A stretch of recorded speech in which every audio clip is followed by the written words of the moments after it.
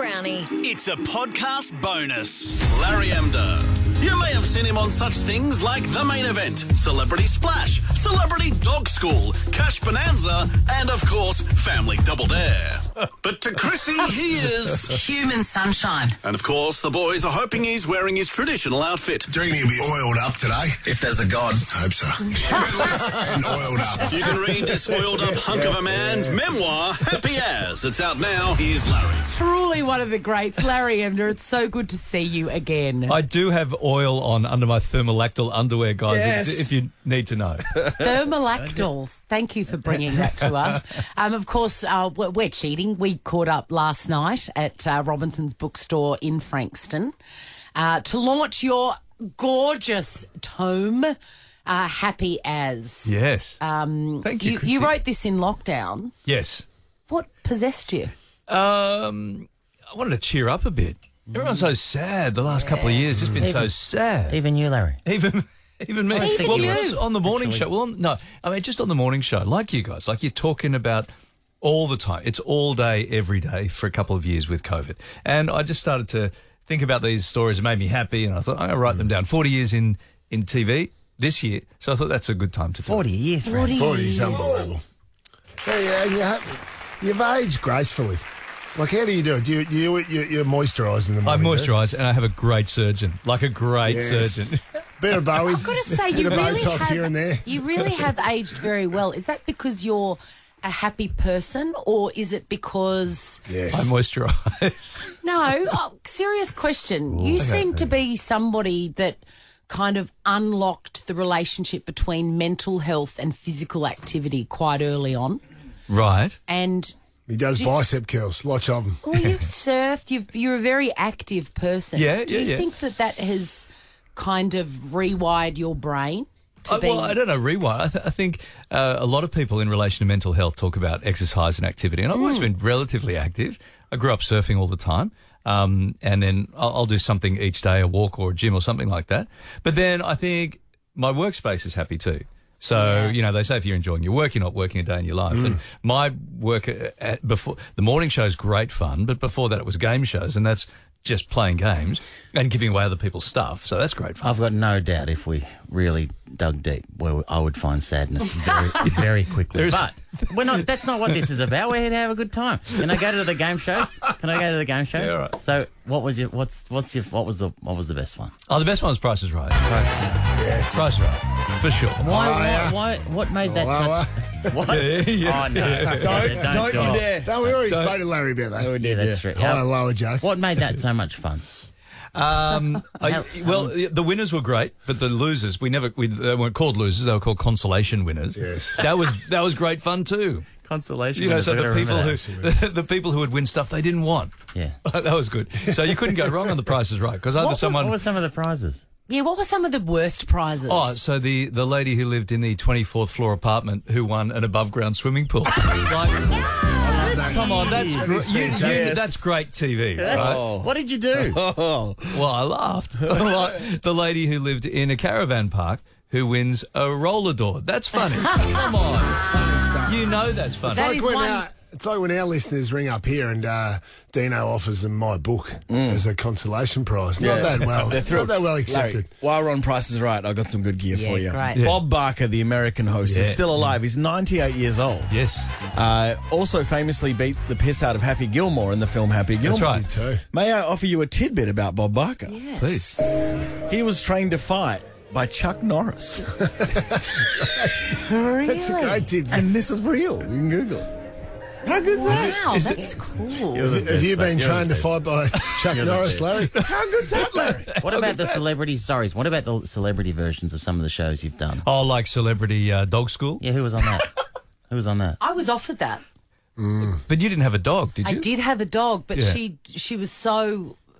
Why didn't you well do it? behaved. Why didn't you I do it? You didn't don't need like to me? Why didn't you do that? Yeah, I just... that's a miss there from you. No, my dog didn't need anything to... She didn't train... She was too old.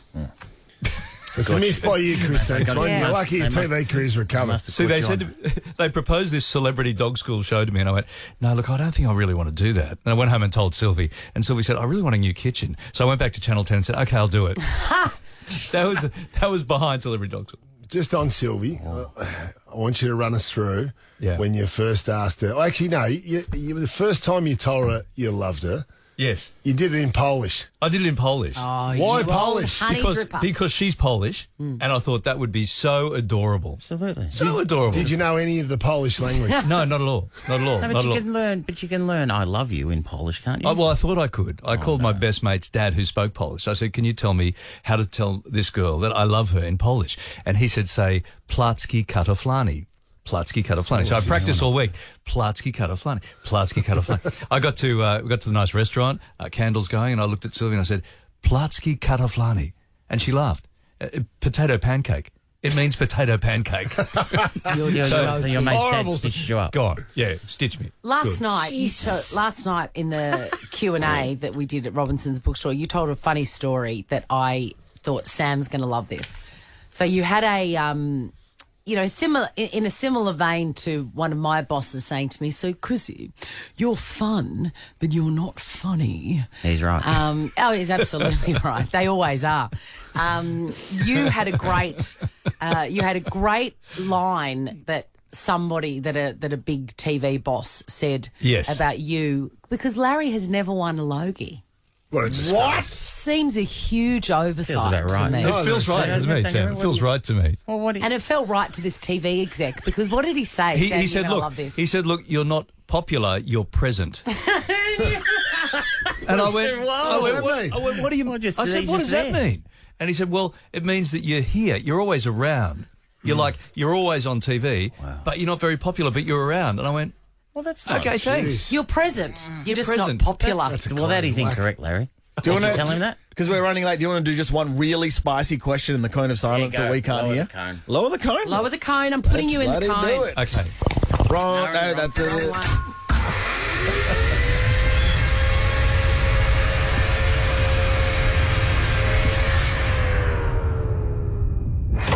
Oh, Larry Emdur alone at last. Hello. Thank you so much for asking me to launch your book for you last night in Frankston. Thanks for doing it. Am I whispering? It was a great honour. Thank you for doing it. And also, I know that this will embarrass you, but thank you so much for donating all that money to the Fred Hollows Foundation for my walk. My pleasure. I appreciate it. What is your favourite protein? Is this just you and me in here? Yeah. No one else is listening? No one else can hear anything. Just chicken, I reckon. Is it? Wow. I thought you would have been an egg man.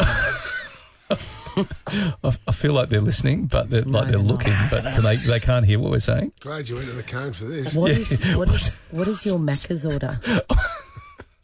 A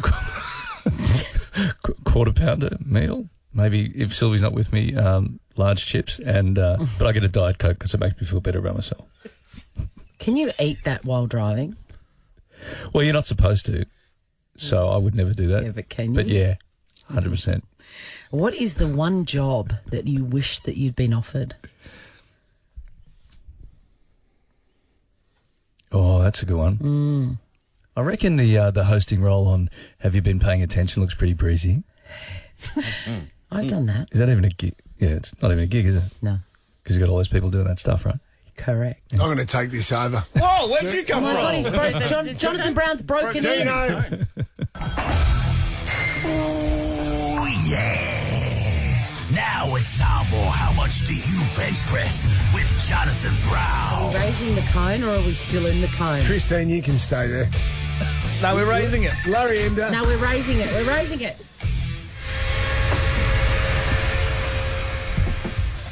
There you go, Larry. Answer the question. How much do you bench? Not much. Come on. Can we? Give us the number. What are we? 40, 50?